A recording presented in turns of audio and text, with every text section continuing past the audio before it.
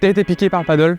Eh bien, t'as de la chance. C'est un des sports les plus riches en termes de tactique. Après cette vidéo, vous allez connaître les grands principes de la tactique au paddle pour arrêter de faire des erreurs qui vous pénalisent. Le problème quand on ignore l'aspect tactique, c'est qu'on va vite se limiter à un plafond de verre. La partie technique sans la partie tactique ne vaut rien. Concrètement, c'est quoi la tactique? C'est tout simplement les choix qu'on fait quand on tape la balle à un instant T, en fonction de différentes composantes du terrain, du placement de ses adversaires, de son partenaire, de là où on a reçu la balle, de là où on veut l'envoyer.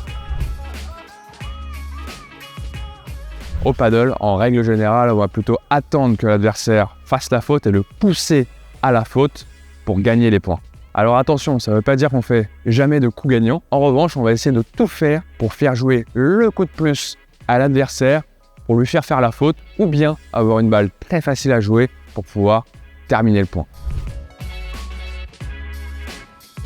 Comme vous le savez, le paddle se joue à 2 contre 2. En règle générale, on va toujours jouer dans sa diagonale, car c'est là où on va faire potentiellement le moins de fautes. Quand on joue en diagonale, on va avoir un axe et un angle de jeu qui va être beaucoup plus important. On va avoir beaucoup plus de place et d'options de jeu en jouant en diagonale qu'en jouant le long de la ligne. En long de ligne. En face de nous.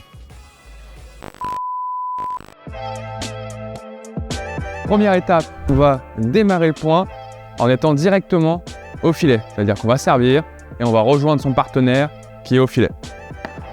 On se retrouve du coup au filet dans les meilleures conditions possibles pour faire jouer l'adversaire, essayer de le faire défendre au maximum pour qu'il fasse la faute ou bien attendre la bonne balle pour terminer le point. On va essayer de jouer les premiers coups plutôt au centre, faire une volée au milieu pour d'une, ne pas ouvrir les angles et de deux, pourquoi pas, jouer dans la zone de divorce. La zone de divorce, c'est quoi? C'est la zone où les deux adversaires vont pouvoir se disputer pour rattraper la balle. Et qui dit disputer, dit potentiellement faire une faute. L'erreur en général qu'on a tendance à faire est de jouer une fois sur le joueur de gauche, une fois sur le joueur de droite. Ce qu'on peut conseiller, c'est d'alterner sur le même joueur. C'est-à-dire que vous allez garder votre diagonale et faire jouer une fois au centre, une fois sur le côté. Une fois au centre, une fois sur le côté. En faisant ça, il y a de grandes chances que l'adversaire, à un moment ou à un autre, soit fasse la faute, soit vous donne une balle très facile à jouer. Et c'est à ce moment-là, et uniquement à ce moment-là, il va falloir taper très fort dans le terrain et terminer le point.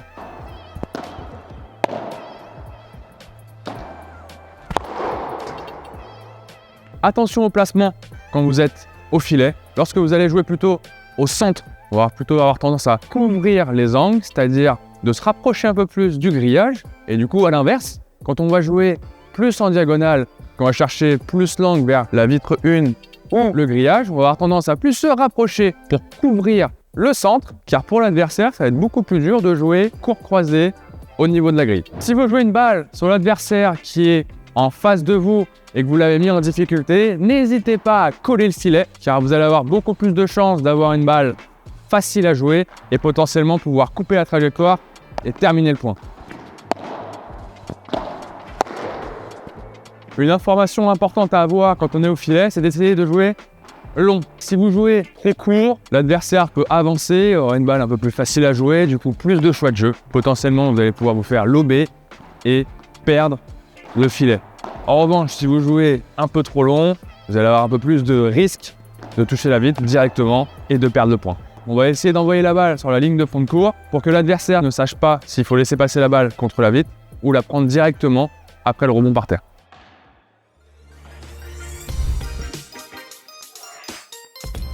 Si je me fais lober, il y a différents cas de figure. Soit le lob de mon adversaire est assez court pour que je puisse garder le filet. Je vais pouvoir, s'il est très court, taper la balle très fort, sortir la balle du terrain et potentiellement gagner le point avec un smash par 3 ou un smash par 4. Soit le lob est un peu plus long, mais je peux quand même le prendre de voler en faisant une vibora ou une bandera. Et là, ça va être un coup où je vais pouvoir regagner le filet et du coup toujours avoir le filet et refaire jouer l'adversaire une fois, 2 fois, 3 fois, etc. Ou bien le lob de mon adversaire est très bien réalisé et il m'oblige à aller au fond du court. Et dans ce cas-là, c'est pas bien grave, on n'a pas encore perdu le point, mais on a perdu le filet.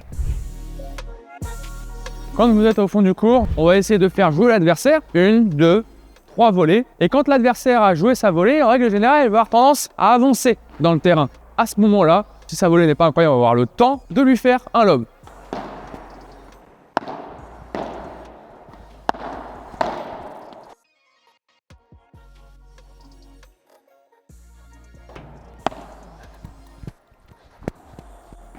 De la même manière, quand on est au filet, en défense, on va éviter d'ouvrir trop les angles. C'est-à-dire, on va essayer de faire jouer en règle générale 1, 2, 3, 4 fois le joueur au centre, le ramener au maximum au centre et dès qu'on se sent bien, on peut soit du coup lober, soit le jouer court croisé et potentiellement gagner le point.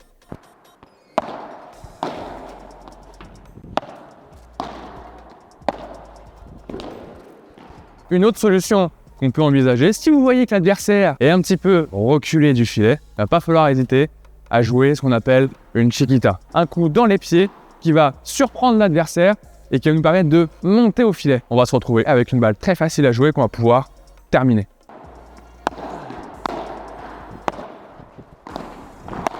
Évidemment, la tactique de paddle, ça peut être extrêmement plus riche que ça. Vous allez voir que plus vous allez progresser, plus vous allez développer des schémas tactiques complexes qu'on pourra voir dans d'autres vidéos. Si tu veux pas que je le dise, je le dis.